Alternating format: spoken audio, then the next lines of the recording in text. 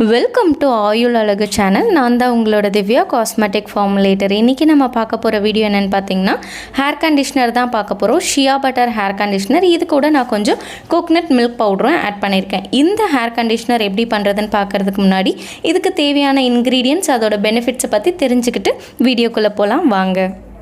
First ingredient பார்த்திங்கன்னா shea butter. Shea பட்டரில் oleic, stearic and linoleic acid அதிகமாக இருக்கனால இது வந்து நம்மளோட ஹேரில் இருக்கக்கூடிய ஃப்ரிஸினஸை கண்ட்ரோல் பண்ணுது. அது மட்டும் இல்லாமல் நேச்சுரலாக நம்ம ஹேருக்கு ஒரு ஷைன் கொடுக்குது. அது மட்டும் இல்லாமல் விட்டமின் ஏ அண்ட் இ வந்து இதில் அதிகமாக இருக்கனால நம்மளோட ஸ்ப்ளிட் எண்ட்ஸாக இருக்கட்டும், ஹேர் பிரேக்கேஜாக இருக்கட்டும், இதை ரெடியூஸ் பண்ணி நம்மளோட ஹேரை ஸ்ட்ரென்தன் பண்ணுறதுக்கும் யூஸ்ஃபுல்லாக இருக்குது. அடுத்த இன்க்ரீடியன்ட் பார்த்திங்கன்னா கோகனட் மில்க் பவுடர். இது கம்ப்ளீட்டாக ஆப்ஷனல் தான். இது இல்லாமையும் நீங்கள் பண்ணிக்கலாம். இதை ஸ்கிப் பண்ணுறதுனால பண்ணிக்கலாம். இதில் விட்டமின்ஸ், மினரல்ஸ் அண்ட் கெரட்டின்ஸ் அதிகமாக இருக்கனால ஆன்டிஃபங்கல் ப்ராப்பர்ட்டிஸும் இருக்கனால நம்மளோட ஹேருக்கு நேச்சுரல் ஷைனும் ஹேர் க்ரோத்தை ப்ரொமோட் பண்ணுறதுக்கும் ஹெல்ப்ஃபுல்லாக இருக்குது. இதுதான் நம்மளோட அடிட்டிவ்ஸ். அடுத்தது நம்மளோட கண்டிஷ்னருக்கு நல்ல கண்டிஷ்னிங் தரக்கூடிய ஒரு இன்க்ரீடியண்ட்டை நம்ம சூஸ் பண்ணணும். அதுதான் BTMS 50. இது வந்து நல்ல ஒரு கண்டிஷ்னிங் ஏஜென்ட் மட்டும் இல்லை, இது நல்ல ஒரு எமுல்சிஃபையரும் கூட.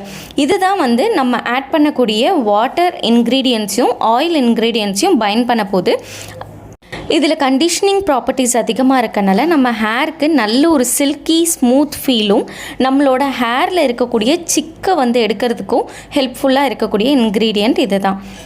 அடுத்த இன்க்ரீடியன்ட் பார்த்திங்கன்னா நம்மளோட கண்டிஷ்னர் வந்து நல்ல க்ரீமியான டெக்ஸ்சருக்கு வரணும்னா நமக்கு ஒரு திக்கனிங் ஏஜென்ட் தேவை. ஸோ அந்த திக்கனராக நம்ம யூஸ் பண்ணுறது சிட்டைல் ஆல்கஹால்.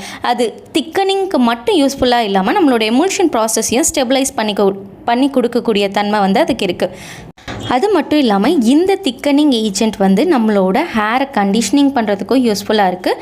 எந்த ஒரு ஸ்டிக்கினஸ், க்ரீஸி ஃபீல் இல்லாமல் நமக்கு வந்து ஸ்மூத்தான டெக்ஸ்சர் கொடுக்குறதுக்கும் இந்த சிட்டைல் ஆல்கஹால் வந்து ஹெல்ப்ஃபுல்லாக இருக்குது. நெக்ஸ்ட் இன்க்ரீடியண்ட்டும் நம்ம கன்சிஸ்டன்சிக்காக யூஸ் பண்ணக்கூடிய ஒரு இன்க்ரீடியன்ட் தான். அது என்னென்னா குவார்கம். இது வந்து எதுலேருந்து கிடைக்குதுன்னு பார்த்திங்கன்னா நம்மளோட கொத்தவரங்காய் பீன்லேருந்து தான் கிடைக்குது, சீட்லேருந்து. இதை வந்து ஒரு திக்கனிங் ஏஜெண்ட்டாக யூஸ் பண்ணுறோம். இதன் மூலியமாகவும் நம்மளோட ஹேர் வந்து நல்ல ஒரு ஹைட்ரேட்டடாக கண்டிஷ்னிங்காக இருக்கிறதுக்கு யூஸ்ஃபுல்லாக இருக்குது. அடுத்த இன்க்ரீடியன்ட் பார்த்திங்கன்னா கிளிசரின் வந்து ஒரு ஹியூமெக்டன். நம்மளோட ஹேரில் மாய்ஸ்சரை லாக் பண்ணி வச்சுக்கிறதுக்காகவும் ஹேரில் இருக்கக்கூடிய எலாஸ்டிசிட்டி இன்க்ரீஸ் பண்ணி தரதுக்காகவும் அதன் மூலியமாக நமக்கு ஸ்ப்ளிட் எண்ட்ஸும் பிரேக்கேஜும் வராமல் தடுக்கிறதுக்காகவும் யூஸ் பண்ணுற ஒரு இன்க்ரீடியன்ட் தான் கிளிசரின். அடுத்த இன்க்ரீடியன்ட் பார்த்திங்கன்னா எசென்ஷியல் ஆயில். எசென்ஷியல் ஆயிலில் லாவெண்டர் எசென்ஷியல் ஆயில் நான் யூஸ் பண்ணியிருக்கேன். இதில் ஆன்டி மைக்ரோபியல் ப்ராப்பர்ட்டிஸ் இருக்கனால டேண்ட்ரஃபை ப்ரிவென்ட் பண்ணி கொடுக்குது. அது மட்டும் இல்லாமல் இது ஒரு நல்ல ப்ளசண்ட்டான ஒரு ஃப்ளோரலான ஒரு ஸ்மெல் வந்து நமக்கு கிடைக்கும். அடுத்ததாக ஃபைனல் இன்க்ரீடியண்ட் என்னென்னு பார்த்தீங்கன்னா நம்மளோட ப்ரிசர்வேட்டிவ் தான். நம்மளோட ப்ராடக்டோட ஷெல்ஃப் லைஃப் எக்ஸ்டெண்ட் பண்ணி கொடுக்கறதுக்காகவும் எந்த ஒரு மைக்ரோபியல் க்ரோத் வந்து க்ரோ ஆகாமல் தடுக்கிறதுக்காகவும் யூஸ் பண்ணுறது தான் ப்ரிசர்வேட்டிவ். அதில் நான் யூஸ் பண்ணுற ப்ரிசர்வேட்டிவ் என்னென்னா சோடியம் பென்சோயேட்டோ ஃபினாக்சியத்தினாலும் நான் யூஸ் பண்ணியிருக்கேன். இப்போது இந்த கண்டிஷ்னரோட ஃபார்முலேஷன் ஒரு இன்க்ரீடியண்ட்டும் எந்தெந்த அளவு யூஸ் பண்ணலாம் அப்படின்றத பார்க்கலாம் வாங்க. ஃபேஸ் ஏல பார்த்திங்கன்னா DM water 76 gram, glycerin 3 gram, guar gum 1.5 gram, coconut milk powder 2 gram. அடுத்தது ஃபேஸ் பியில் பார்த்திங்கன்னா shea butter 7.8 gram, BTMS 50 3.5 gram, cetyl alcohol 1.5 gram. அடுத்தது ஃபேஸ் சியில் பார்த்திங்கன்னா hydrolysed protein 3 gram, lavender essential oil 0.8 gram, sodium benzoate 0.5 gram, phenoxy ethanol 1 gram. இப்போது இந்த ஷியா butter hair கண்டிஷ்னரை எப்படி step by ஸ்டெப்பாக பண்ணலான்னு பார்க்கலாம் வாங்க. ஃபர்ஸ்ட்டு ஒரு வாட்ச் கிளாஸில் நான் வந்து குவார்கமும் கிளிசரினும் நான் ஆட் பண்ணியிருக்கேன். ஃபஸ்ட்டு கிளிசரினோட நம்ம நல்லா டிசால்வ் பண்ணிக்கலாம். டிசால்வ் பண்ணிவிட்டு அதுக்கப்புறம் வந்து நம்ம டிஸ்டில்டு வாட்டரோட நல்லா ஆட் பண்ணிக்கலாம். அப்போ தான் வந்து நமக்கு சீக்கிரமாக ஹைட்ரேட்டட் ஆகி நமக்கு அந்த ஜெல் கன்சிஸ்டன்சி கிடைக்கும். அங்கங்கே லம்ப்ஸ் இருந்ததுன்னா நமக்கு வந்து கொஞ்சம் டைம் எடுக்கும் அதை ஹைட்ரேட் ஆகிறதுக்கு. அதனால் நம்ம வந்து கிளிசரினில் டிசால்வ் பண்ணிவிட்டு அதுக்கப்புறமா வந்து வாட்டரில் வந்து ஆட் பண்ணிக்கலாம். ஆல்ரெடி நான் மெஷர் பண்ணியிருக்கேன் ஒரு பீக்கரில் DM வாட்டர். அதை வந்து நம்ம மெயின் பீக்கரில் ஆட் பண்ணிக்க போகிறோம். ஆட் பண்ணிவிட்டு நம்ம ஆல்ரெடி மிக்ஸ் பண்ணி வச்சுருக்க ஜாந்தன் கம்மும் கிளிசரினையும் அந்த மிக்ஸ்சரில் ஆட் பண்ணி நல்லா மிக்ஸ் பண்ணிங்கன்னா உங்களுக்கு கம்ப்ளீட்டாக டிசால்வ் ஆயிரும். அது டிசால்வ் ஆனதுக்கப்புறமே உங்களுக்கு நல்ல ஜெல்லிங் கன்சிஸ்டன்சி, அந்த ஜெல் எப்படி இருக்கும் நமக்கு ஆலோவேரா ஜெல்லாம் மேக் பண்ணும்போது அந்த அளவுக்கு திக் கன்சிஸ்டன்சிக்கு நமக்கு கிடச்சிரும்.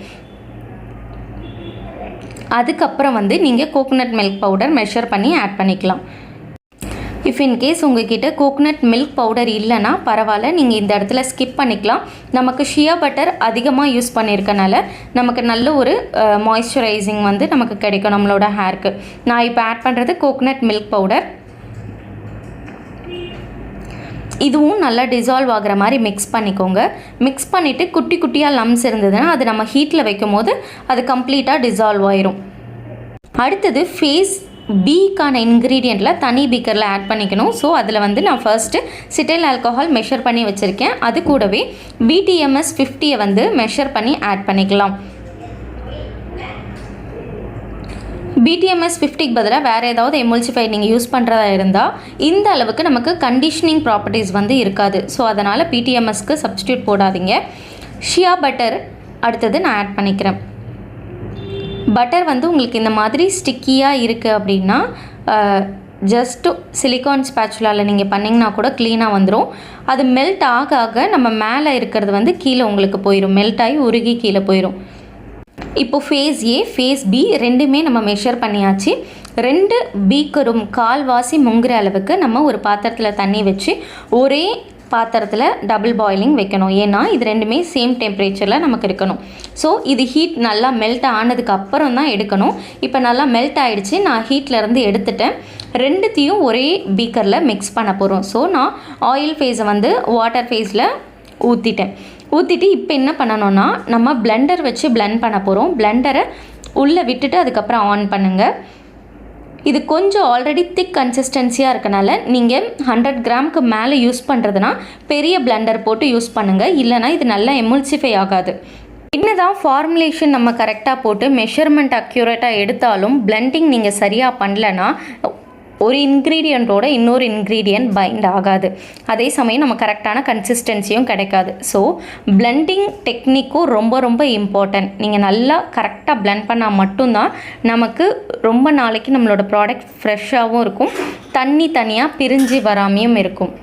நம்ம நல்லா பிளெண்ட் பண்ணிட்டோம் அப்படின்னா நல்லா மில்கி ஒயிட்டுக்கு நம்மளோட க்ரீம் டெக்ஸ்சர் வந்து உங்களுக்கு தெரியும். அந்த இடத்துல வந்து உங்களுக்கு எந்த ஒரு தனியாக ஒரு இன்க்ரீடியண்ட் இருக்க மாதிரியே தெரியாது. 2 ஃபேஸ் A ஃபேஸ் Bயும் நல்லா ஒரே கன்சிஸ்டன்சிக்கு நமக்கு வந்திருக்கும். ஸோ அந்த ஸ்டேஜில் நம்ம அப்படியே ஆற விட்டுறணும். ஆற விட்டுட்டு சைட் பை சைட் நம்ம ஃபேஸ் Cக்கு தேவையான இன்க்ரீடியண்ட்டும் ரெடி பண்ணி வச்சிடலாம். இது கம்ப்ளீட்டாக ஆறினதுக்கப்புறம் இந்த அளவுக்கு திக்காக இருக்கும் உங்களுக்கு. இப்போது இதில் வந்து நம்ம ஃபேஸ் C இன்க்ரீடியண்ட் வந்து ஆட் பண்ணி மிக்ஸ் பண்ணிக்கலாம். ஃபேஸ் C இன்க்ரீடியண்ட் ஆட் பண்ணதுக்கப்புறம் நீங்கள் 100 கிராமுக்கு மேலே செய்கிறீங்கன்னா பிளெண்டர் போட்டே மிக்ஸ் பண்ணுங்கள்.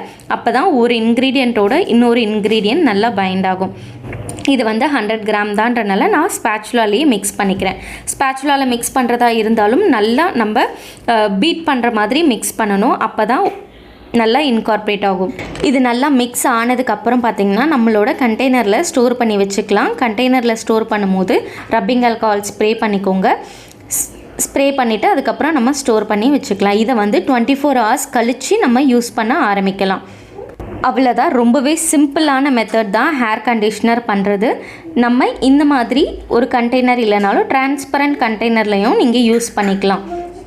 இந்த ஹேர் கண்டிஷ்னரை நீங்களும் ட்ரை பண்ணிங்கன்னா எப்படி இருந்ததுன்றதை கமெண்ட் பண்ணுங்கள், மற்றவங்களுக்கு ஹெல்ப்ஃபுல்லாக இருக்கும். இந்த வீடியோ உங்களுக்கு யூஸ்ஃபுல்லாக இருந்திருக்கும்னு நினைக்கிறேன். இது வரைக்கும் நம்ம சேனலை சப்ஸ்கிரைப் பண்ணலைன்னா சப்ஸ்கிரைப் பண்ணுங்கள், மறக்காமல் பெல் ஐக்கான் டேப் பண்ணுங்கள். தேங்க்யூ.